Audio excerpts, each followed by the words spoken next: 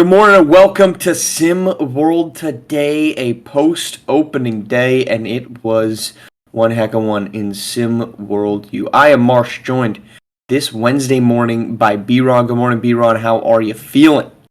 Hey, Marsh, I'm feeling wonderful, man. Like you said, a great day yesterday. Finally got some basketball back here in SimWorld. We could talk about it, and I'm excited to go over it with you today. Let's do it. Well, first and foremost, we got to thank everyone who made yesterday possible, from those that have been working behind the scenes, maybe not necessarily seen, all the way down to all those involved in putting on yesterday's product. A giant thank you, and a thank you to all who tuned in for what was a entertaining and chock-full slate of action. We obviously are going to be able to get to every single thing, including an upset of number 10 Oklahoma by USC, where Gabe Pope in that backcourt next to Quintel Patterson looked fantastic.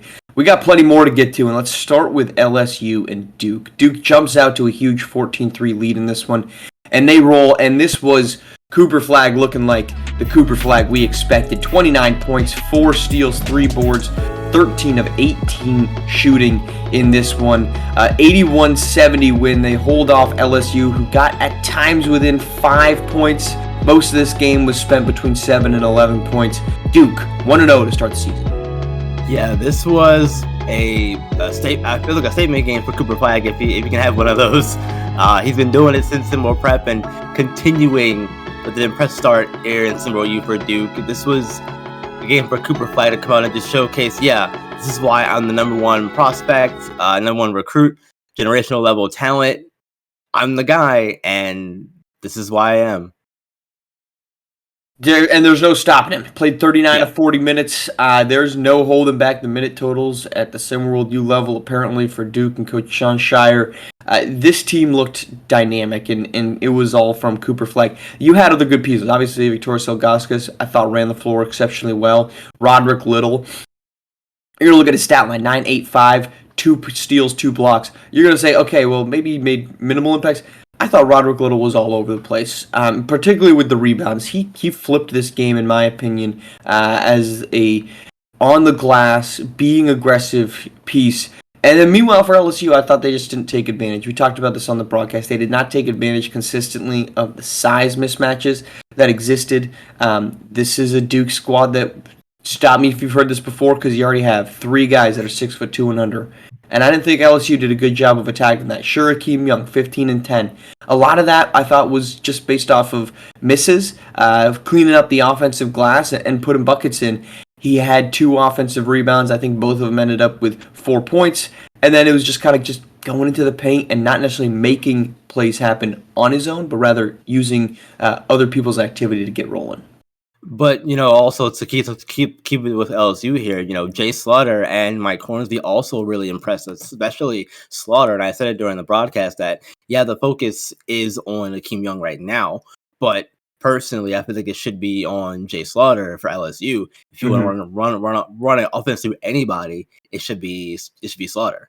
Yeah, Slaughter was. There was times where Cooper Flagg, let's be honest, was the best player on the floor. But there were stretches where Jay Slaughter was the best player on the court.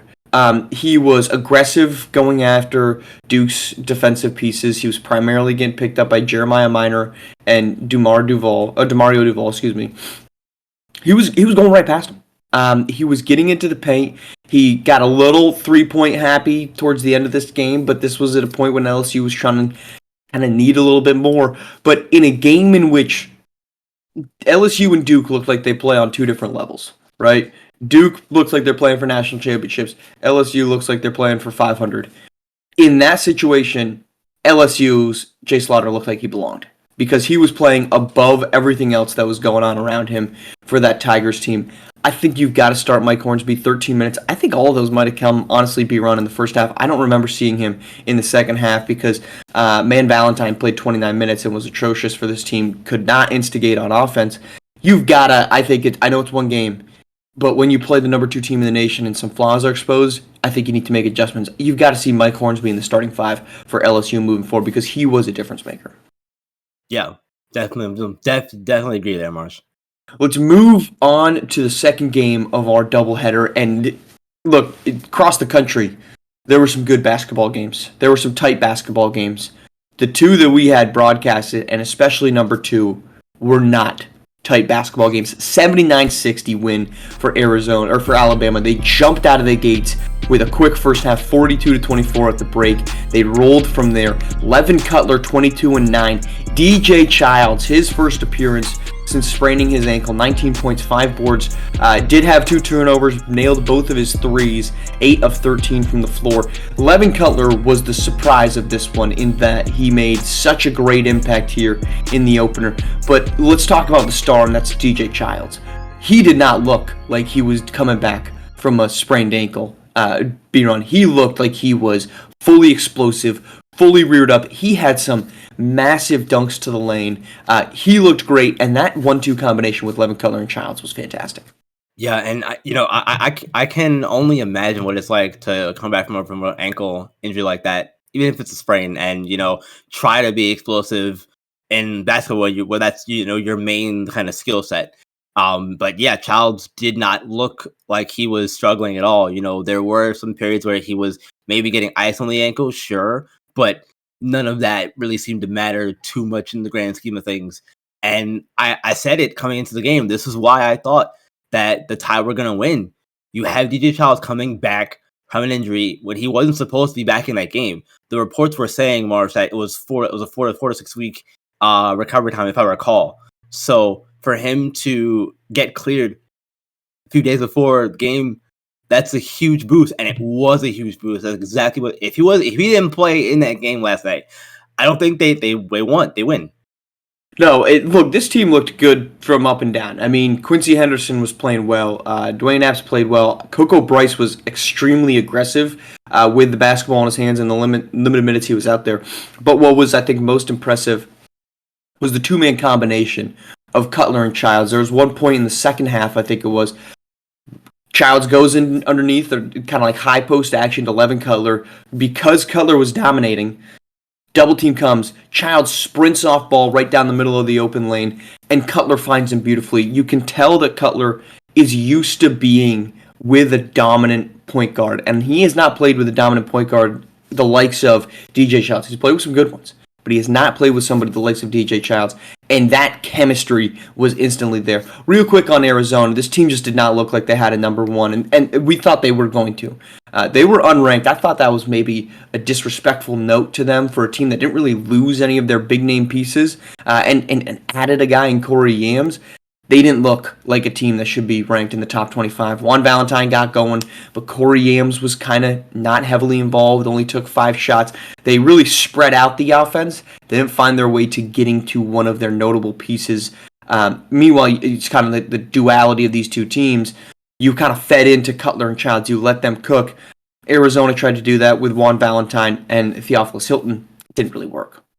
Yeah, and very similar narratives between the two broadcasts. Again, when you really sit and think about it for a second, you look at one team looked like they were supposed to be there, and the other one really didn't.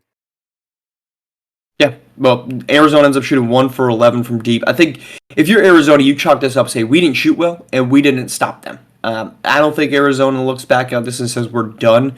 But you just can't have Alabama shooting 59% and you shoot 50 or 45%. You got to find a way to bring both of those numbers a little bit closer. And I think if that happens, Arizona probably feels good. They only lost the second half by 1 point. So it's picking up, fixing some of those small things. All right, let's move on to game number 3. We're getting to 4 games. This is we're lightning fast. But we got 4 games to cover of, I think, like 10 that were on last night. Wake Forest and University of Kentucky. The story is Kentucky survived. But the other piece of this is J.C. Graham looked good. 33 points, 7 of 9 from deep, 12 of 18 overall, had 4 rebounds and 4 assists. Wake Forest was always going to be an afterthought in the ACC. That's no disrespect to this group. But I think they suddenly, with this performance, they might be putting people on notice, say, hey, we could be a little frisky this season in the ACC. I was thinking the same thing you were. You don't play Kentucky to a 1-point loss and come out of it thinking, nah, they're gonna be some rinky-dink team. Right. I think that they will make some noise in the ACC potentially. I'm not saying they're gonna win the conference or anything like that, Marsh. But fifth place, fourth place finish with a good amount of wins.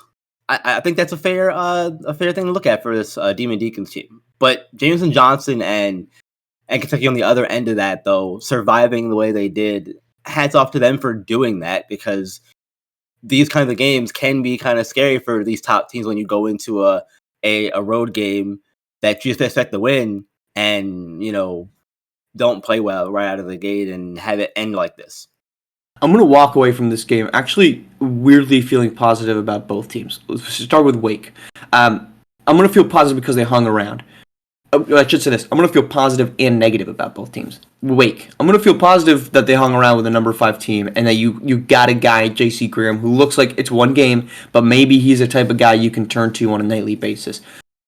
I'm not going to feel great about the fact that you blew a 14-point lead at home to the number 5 team in the nation. That tells me maybe you guys aren't ready for the limelight. To your point, maybe you can't win the ACC. You're about a middle-of-the-road but better than we thought team.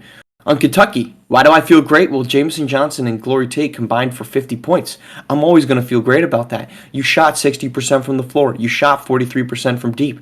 This was an awesome offensive output. You rallied back from down 14 points at halftime on the road for a team that came out and punched you in the mouth.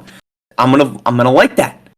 I'm not going to like the fact that you're the number 5 team in the nation, and on opening night, you walked in and didn't look prepared in the first half. And you got a brand new head coach. You've got all of this swirling around. You have a new regime that's in town. You lost your best player from last season in DJ Wagner, and you didn't look like you were coming out with fire until you realized you had to come out with fire. So what's going to be interesting moving forward is what version of both of these teams do we get? Do we get the first half Wake or the second half Wake? Do we get the first half Kentucky and the second half Kentucky? One of those two things needs to happen for both teams. They're all obviously trying to get the first and second half respectively, but that's where I'm walking away feeling I could see a pathway to being really excited about these teams. I can also see a pathway to being like, well, we kind of saw this coming with Kentucky on opening day when they fell down by 14.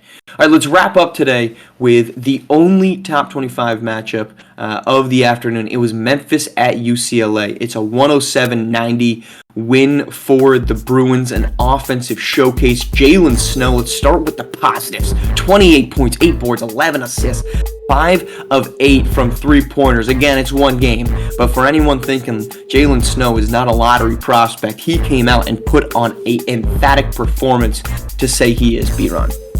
Yeah, absolutely. And, UCLA was my pick to win the Pac-12. And, for this reason, Marsh, Jalen Snow, obviously a huge piece. But I've been saying for a while, this, in my opinion, is the deepest team in the Pac-12. Just due to the guys they have on the roster that can help out Jalen Snow in particular. And they proved it last night, in my opinion. Yeah, Jalen Snow looked like Jalen Snow, and this team looked like they have depth. Evangelos Mullins looked good. LeGerald Carroll, 2 of 5 from deep, 7 of 13 overall. I'd expect him to try to turn, or not try to, he'll obviously try to. I expect him to be a better three-point shooter moving forward. This is what we're going to get from this group. And then you're going to have an adult in the room, J.J. Ortega, playing the point guard position, 9, 6, and 3 last night.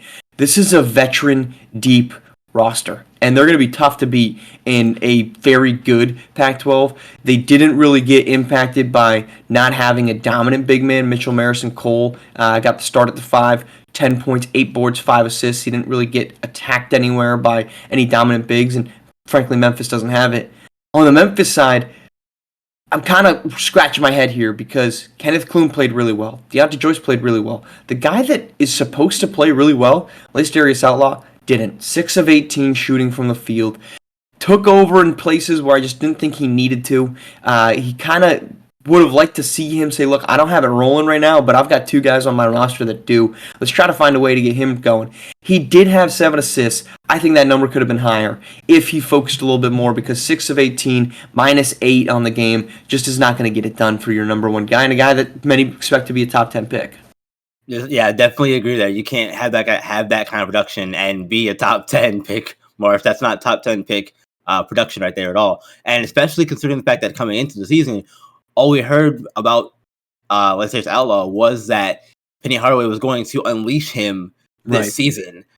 So to come out with those kind of with that kind of talk and hype around you, and to not play up to that Unleashed moniker. Those aren't unleashed stats, Marsh.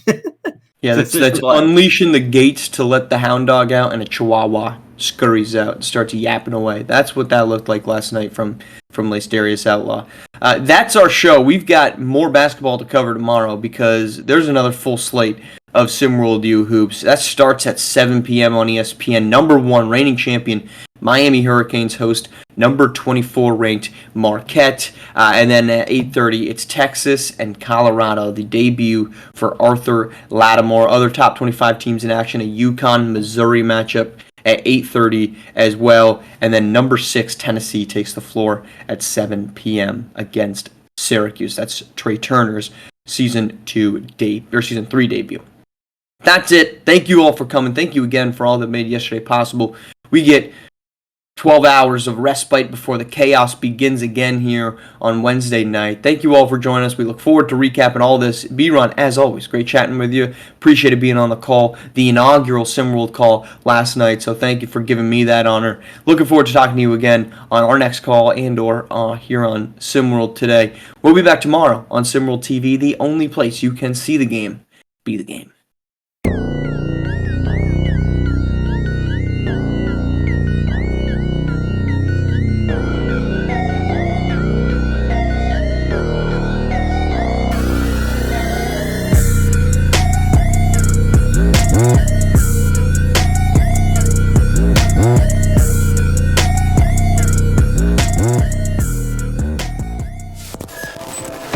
This has been a presentation of SimWorld Sports.